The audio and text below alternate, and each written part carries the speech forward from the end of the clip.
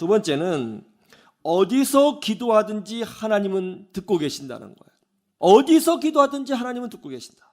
요나서 2장 1절을 보세요. 요나가 불순종해서 도망가자 하나님께서 바다에 풍랑을 보내셨습니다. 그리고 요나가 바다에 던져져 물고기 밥이 되었습니다. 그런데 그때 요나가 어떻게 했다는 거예요? 아이고 이제 죽었구나. 나 이제 죽었다. 그러고 가만히 있는 것이 아니라 거기서 기도했다는 거예요. 그런데 오늘 성경을 보면 재밌는 부분이 있어요.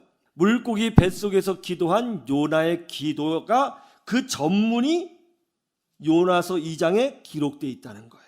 그 기도를 기록해 놓으셨어요.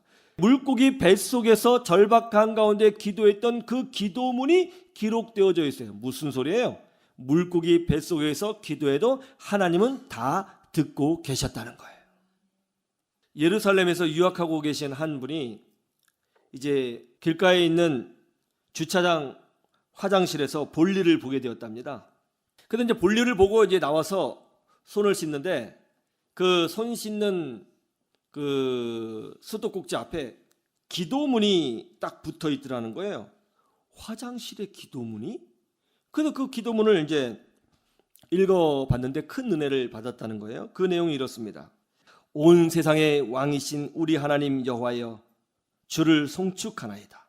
사람을 지혜롭게 만드시고 그 안에 항문의 구멍과 여러 빈 공간이 있는 장기를 만드신 영광스러우신 주님, 만약 그 구멍 하나도 열리지 않거나 또는 그것들 중에 하나도 닫히지 않는다면 아무도 주님 앞에 단 한 시간도 서 있을 수 있는 사람이 없을 것입니다.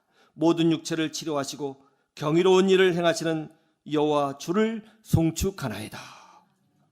이야, 이스라엘 사람들은 화장실에서도 학문에 대한 기도문을 붙여놔? 그 유학하시는 분이 너무 우스웠는데 집에 돌아와서 큰 은혜를 받았다는 거예요. 화장실에서 기도해도 들으시냐고요? 물고기 뱃속에서 기도해도 우리 주님은 들으십니다. 여러분이 기도하는 그곳에 이미 하나님이 계시고요, 듣고 계십니다. 왜냐하면 하나님은 온 땅에 충만하신 분이시기 때문에 그런 것입니다. 그러므로 고난이 있어도, 힘들어도, 위기를 경험해도, 아픔이 와도 있는 그곳에서 기도하시면 우리 주님 도와주실 줄로 믿으시기를 주님의 이름으로 축원합니다. 세 번째, 어디서든 성령님이 인도하신다는 거예요. 어디서든 성령님이 인도하신다. 요나서 2장 10절을 보세요. 기도 응답을 받았습니다. 자, 요나서 2장 10절 다 같이 시작. 여호와께서 그 물고기에게 말씀하시매 요나를 육지에 토하니라. 탈북자 피아니스트 김철웅 교수님, 한 세대 교수님의 간증입니다. 이분은 북한에서 당 간부 자제로 8살 때에 재능인으로 뽑혀서 평양음대에서 피아니스트로 훈련을 받았습니다. 대학 졸업 후에는 당에서 러시아로 유학을 보내져서 유학해서 공부할 수 있는 특권도 누렸습니다. 근데 유학 시절 때 한 카페에서 이제 음악을 하나 들었는데 그것이 이분의 인생의 전환점이 되었어요.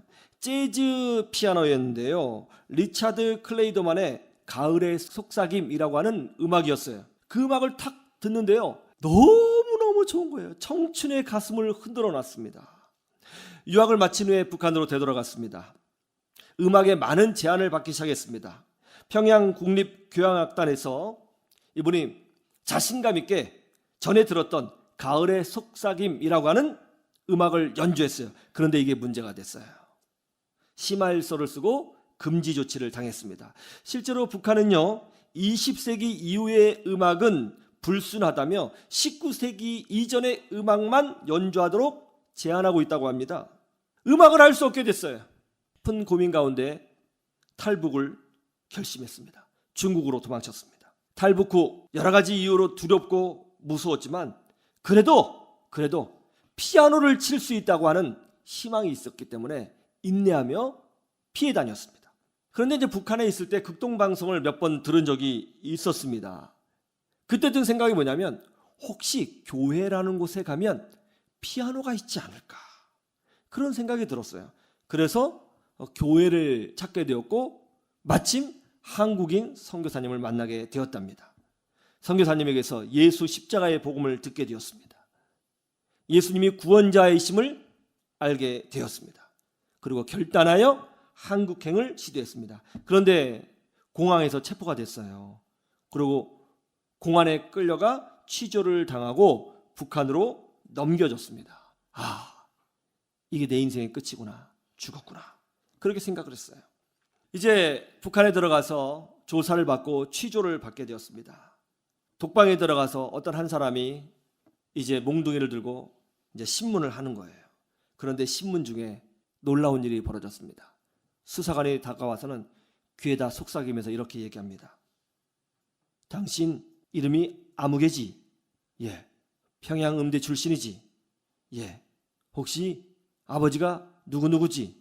쭉 쳐다보면서 어떻게 알았습니까? 이렇게 알겠죠? 어떻게 알았시오? 했겠죠? 그러니까 가만히 쳐다보고 있더라는 거예요. 이 사람이 벌써 다 파악했구나. 이제 아우지로 가지 않으면 죽겠구나. 그렇게 생각했습니다. 그자 수사관이 귀에다 대고 이야기를 하더라는 거예요. 내래 선생님 아버지한테 빚을 많이 졌습니다. 은혜를 많이 받았습니다. 내가 힘 좀 써볼 테니까 멀리 가시라요. 그래서 이분이 풀어줬다는 거예요. 결국 이분이 어렵게 한국에 오게 되었고 그 서울대 음대에서 대학원에서 공부를 하고 한세대학교 교수가 되었습니다. 여러분, 하나님은 어디에나 계십니다. 무소부재하신 하나님. 그러므로 여러분은 어디에 있든지 하나님이 나와 함께 계시고 나를 도우시고 지키시며 응답하신다는 사실을 절대로 잊지 마시고 용기를 가지고 여러분의 신앙을 붙들고 믿음의 전진을 이루시기를 주님의 이름으로 축원합니다. 어디에나 하나님이 계십니다. 두려워하지 마십시오. 이 믿음으로 승리하여 여러분 간증을 통하여 많은 사람들이 그 간증 소리를 듣고 하나님께로 돌아오는 역사가 일어나기를 주님의 이름으로 축원합니다. 축원합니다.